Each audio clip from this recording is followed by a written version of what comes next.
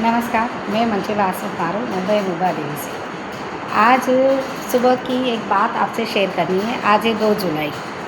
आज मैं मिनिमम 10 पौने 10 बजे तक दादर में उतरी काम पे आने के लिए। तो यहाँ पे एक अंकल स्टेशन के वहाँ पे खड़े थे, मतलब कुछ यहाँ वहाँ ढूंढ रहे थे।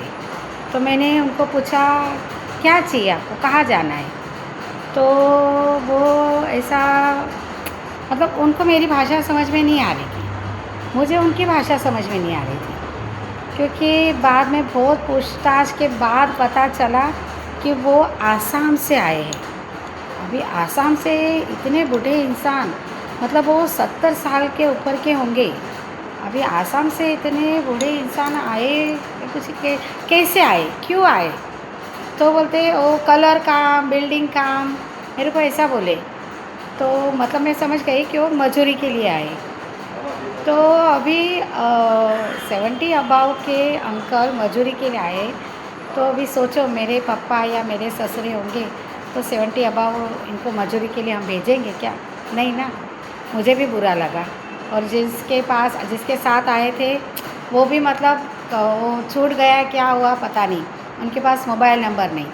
अब यहाँ पे एक बात साबित होती है। बाबा साहेब आम्बेडकर, डॉक्टर बाबा साहेब आम्बेडकर, उन्होंने हमसे उन्होंने ऐसा कहा था कि हमें विविध भाषा का ज्ञान होना चाहिए, जो यहाँ साबित होता है ना। हमें तो ज़्यादा भाषा आती नहीं, सेम जैसे वे थे वैसे मैं भी थी। मुझे सिर्फ गुजराती, हिंदी, मराठी, थोड़ी थोड़ी इंग्लिश और थोड़ी यूपी और थोड़ी बंगाली। बंगाली समझ में आता है, बोलना नहीं आता है। तो सेम उनका भी था, उनको भी कोई भाषा नहीं आती थी। फिर आखिर में उनसे बातचीत करके पता चला उन्हें आसाम जाना है। फिर मैं एक रेलवे स्टेशन के पास गई और इंक्वायरी की। तो एक भाई थे, उन्होंने मुझे मोबाइल में सब इंक्वायरी करके बताया कि गुवाहाटी की ट्रेन कौन सी है।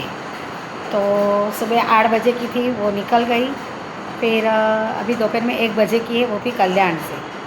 अभी अनफॉर्चुनेटली मेरे पर्स में आज सिर्फ 100 रुपया।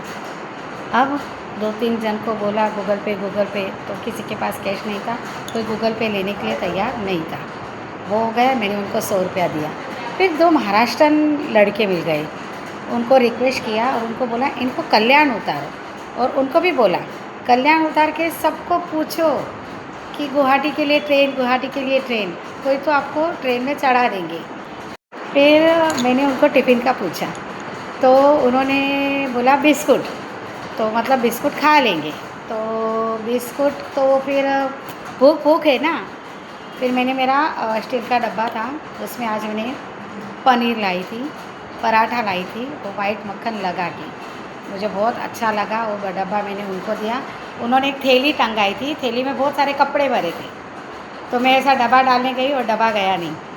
फिर मैंने मेरी टिफ़िन की बैग थी वही उनको दे दी कि ये लो और आप खाओ। और वो लड़के लोग को बोला इनको कल्याण उतारो।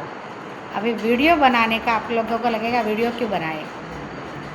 वीडियो बनाने का रीज़न ये है कि अगर आपके आसपास में कुछ ऐसे लोग दिख जावे जो गरीब है, जिनको कुछ पता नहीं है, भूले भटके, तो प्लीज़ उनकी मदद कीजिए। अभी एक टॉपिक और है। जैसे अभी हाल में एक घटना हुई ट्रेन की, जो मयंक मारा गया।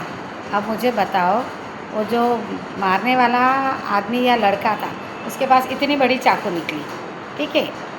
तो इतनी बड़ी चाकू लेने के लिए वो बैग तो खोला होगा ना उसने। जब उसने बैग में से निकाला, मैं ज़्यादा नहीं, पर रेलवे ट्रेन में 50 लोग तो होंगे ना। अगर 50 लोगों में से किसी 1-2 ने भी हिम्मत की होती उसको अगर पीछे से पकड़ने की, माने वो चाकू किसी ना किसी को तो लगने वाला था ही, पर किसी को ज़ख्म होता था। वो मयंक जैसा यंग लड़का मारा नहीं जाता था। क्यों? क्योंकि अगर मयंक मेरा भाई होता या मेरा बेटा होता तो मैं उसके लिए प्रयत्न करती थी। बस यही भावनाएं रखिए अपने दिल में कि दूसरे को मदद करने की। होता है कई कई बार छल कपट भी हो जाता है, मैं ना नहीं बोलती हूँ, पर ठीक है। अभी हमारा दिल से ये प्रयत्न होना चाहिए कि मैंने कोशिश तो की। आज वो काका को मैंने छोड़ा तो है। भगवान करे, माँ जगदम्बा भोलानाथ करे उनको 1 बजे तक की गुवाहाटी की ट्रेन मिल जाए, क्योंकि अभी तो 1 बज गया है। मैंने कोई फ़ोटोज़ कोई वीडियोज़ ले ही नहीं पाई, मुझे सोचता ही नहीं है कि मैं कुछ लूँ करके। और वो जो 2 महाराष्ट्र लड़के थे उनका भी माँ जगदम्बा भोलानाथ कल्याण करे कि उन्होंने उनको कल्याण तक छोड़ा होगा, क्योंकि वो लड़के थे करजत के। करजत की बहुत लिमिटेड ट्रेन रहती है, तो वो ट्रेन में से उतर के उनको छोड़ने नहीं जा सकते, क्योंकि वहाँ से भी वो कहीं गांव में जाने वाले थे। तो आई होप जैसे मैंने काका को मदद किया वैसे दूसरे लोगों ने भी काका को मदद करके पहुँचा दिया होगा, ऐसी ईश्वर से प्रार्थना। और आप सबको भी विनती है, जहाँ लगे वहाँ उनको अवश्य मदद कीजिए। ईश्वर हमारी मदद कहीं ना कहीं हमें वापस मिलती है। मैं कोई भावना से मदद नहीं करती हूँ, पर मुझे बहुत बुरा लगता है इस बारे में कि ऐसे भटकते लोग, वो बेचारे बूढ़े पता है क्या बोले कि मैं 2 बार थाना जाके आया और मैं 2 दिन से घूम रहा हूँ। अभी उनकी क्या हालत हुई होगी ना।